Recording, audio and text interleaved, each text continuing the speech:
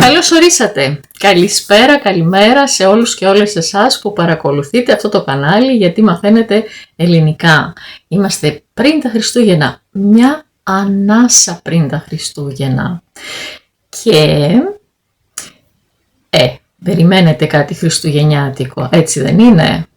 Σκέφτηκα ότι η επικαιρότητα είναι πολύ ζωφερή και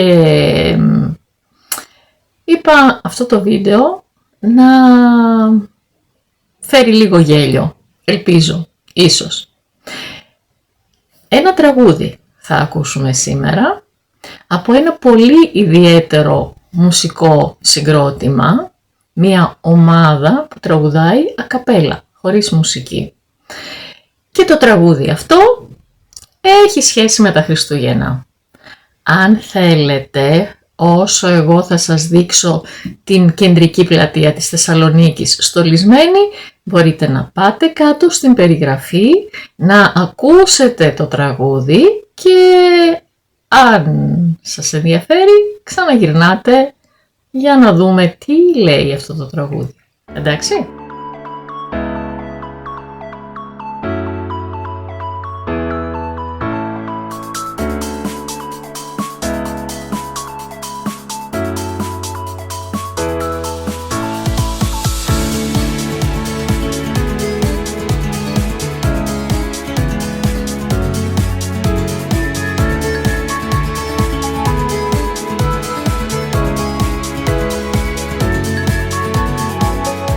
Καταρχάς, το μουσικό αυτό συγκρότημα που αποτελείται μόνο από γυναίκες που χρησιμοποιούν σαν μουσικό όργανο τη φωνή τους ονομάζεται Stringless.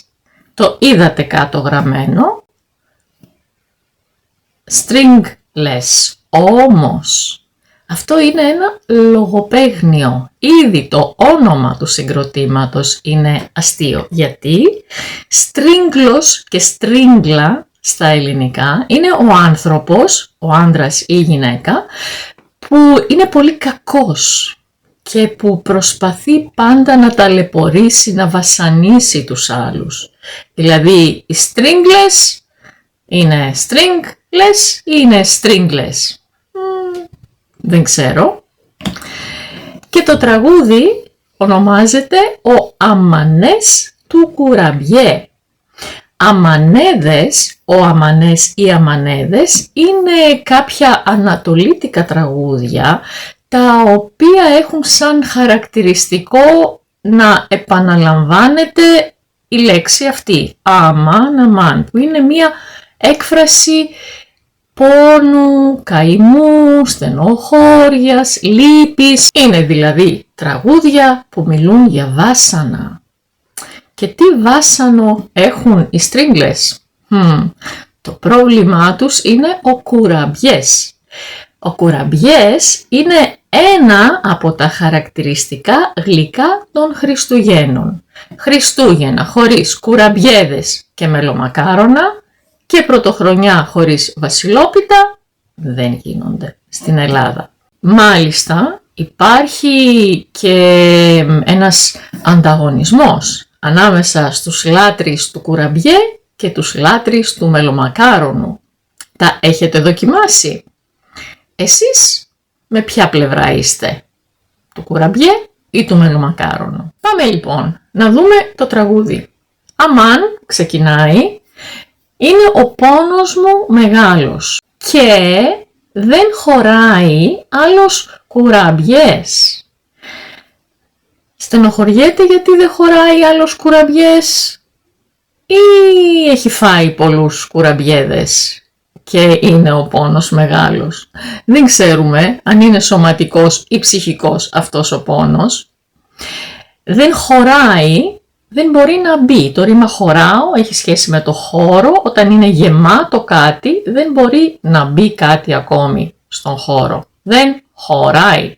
Η άχνη πώς απλώνεται σαν χιόνι στην πιατέλα. Κουραμπιέδες είναι τα γλυκά των Χριστουγέννων γιατί έτσι όπως είναι πασπαλισμένοι από πάνω με άχνη θυμίζουν χιονισμένο χριστουγεννιάτικο τοπίο. Η άχνη είναι η πούδρα ζάχαρης, σκόνη από ζάχαρη. Και όλου του κόσμου τα γλυκά να μου φωνάζουν έλα.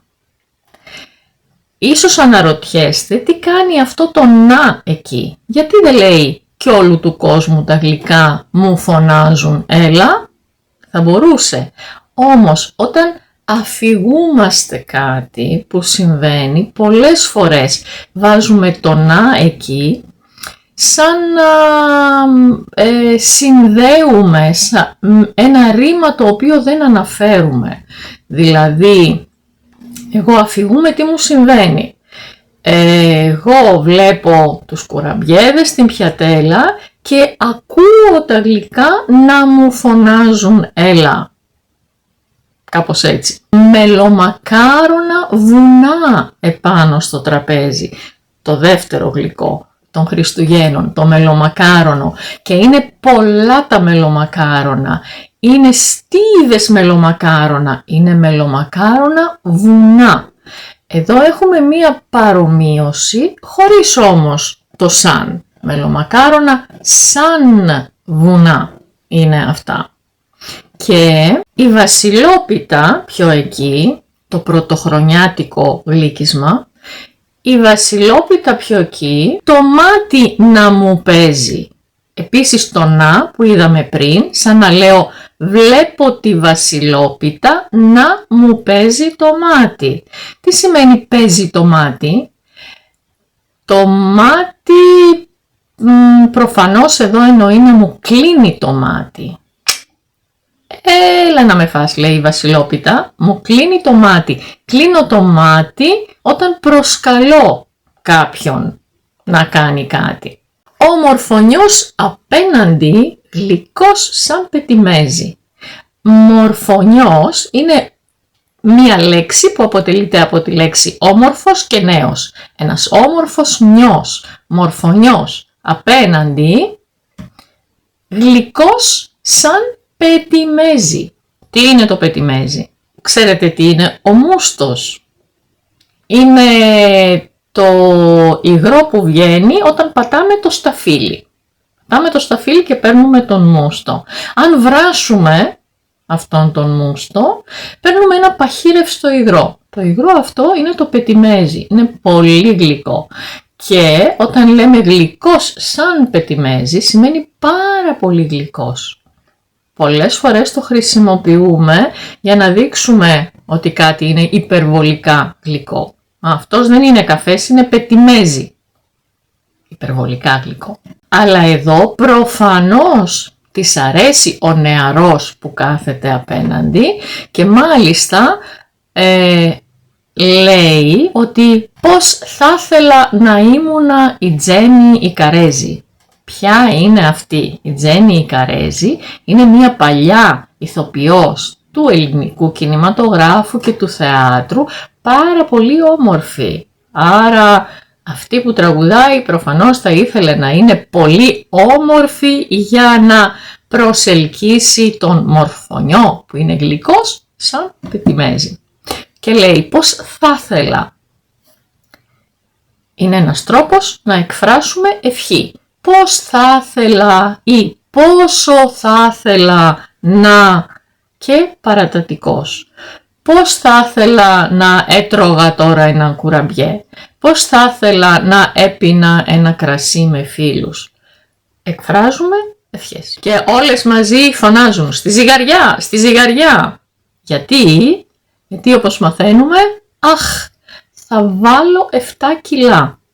Βέβαια, άμα σου αρέσουν πολύ τα γλυκά και δει τα Χριστούγεννα που παντού όλοι τρώνε όλη την ώρα γλυκά, φοβάσαι ότι θα βάλεις κιλά. 7 κιλά. Θα βάλω κιλά. Βάζω κιλά εννοούμε παχαίνω. Λέμε και παίρνω κιλά. Παίρνω κιλά ή βάζω κιλά.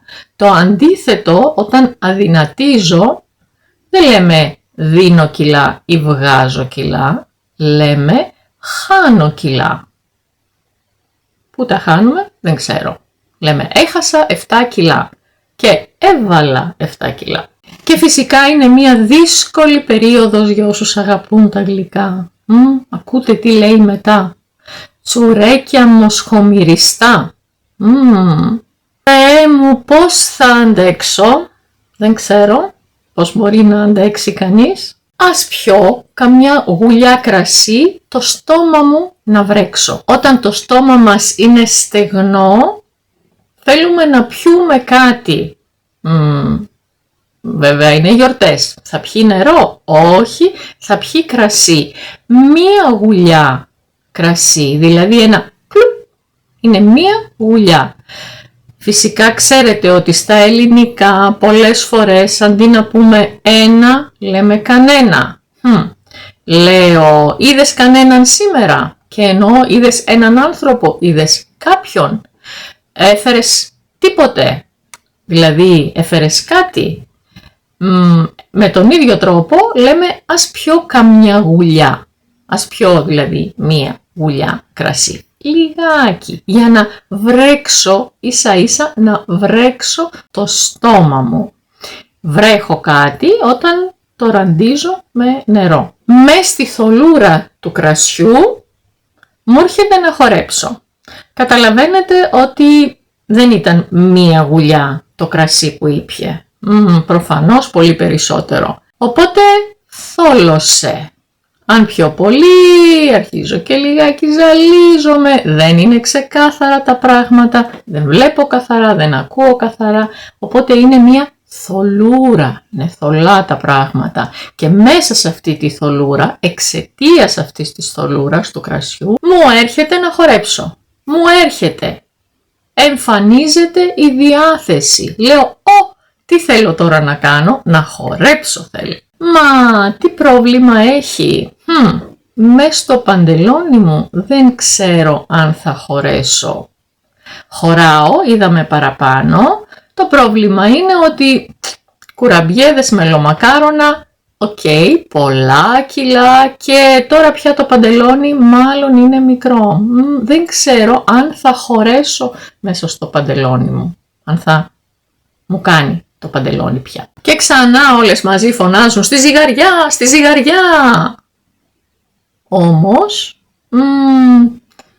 τι λέει αυτή τη φορά? Από Δευτέρα δίαιτα. Από Δευτέρα. Συνήθως όταν κανείς πρέπει να κάνει κάτι, αλλά δεν αποφασίζει να το κάνει εδώ και τώρα, λέει θα το κάνω από Δευτέρα. Δηλαδή με την αρχή της νέας εβδομάδας θα πρέπει να κόψω το τσιγάρο. Από Δευτέρα θα το κόψω. Τώρα θα καπνίσω ένα πακέτο.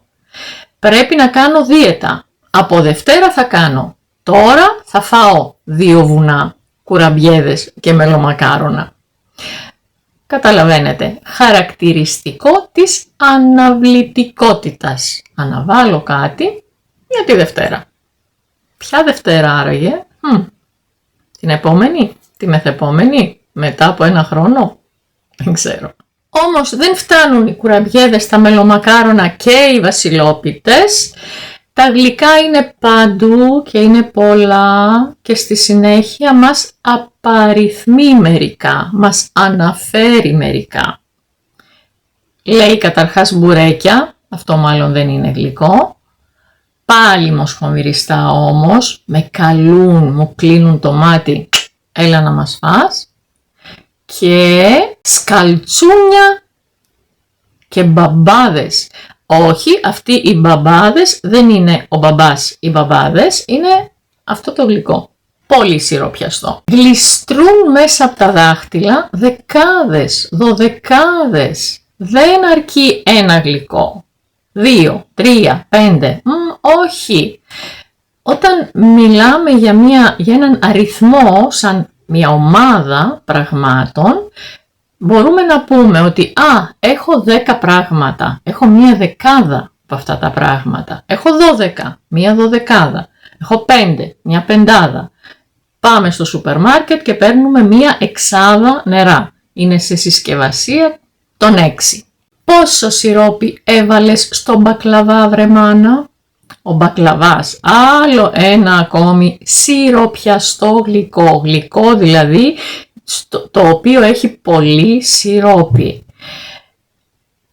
Είναι επίσης ένα γλυκό που τρώμε όλο το χρόνο, αλλά και τα Χριστούγεννα. Και άμα φας πολύ, κάτι παθαίνεις. Και τι έπαθε?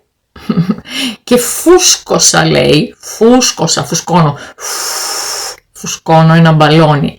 Και πρίστηκα με τον ίδιο τρόπο, κάτι που φουσκώνει, λέμε πρίζεται. Χτύπησα το χέρι μου και πρίστηκε. Και φούσκωσα και πρίστηκα σαν τη μελιτζάνα. Αυτό το σαν είναι το γνωστό μας σαν. Παρομοίωση δηλαδή. Πώς πρίστηκα? Έγινα σαν μελιτζάνα. Έχουμε και λεπτές μελιτζάνες, αλλά έχουμε και χοντρές μελιτζάνες. Και τώρα πια, αφού έφαγε, φούσκωσε, πρίστηκε, τι τις προτείνουν? Πιες μια σόδα.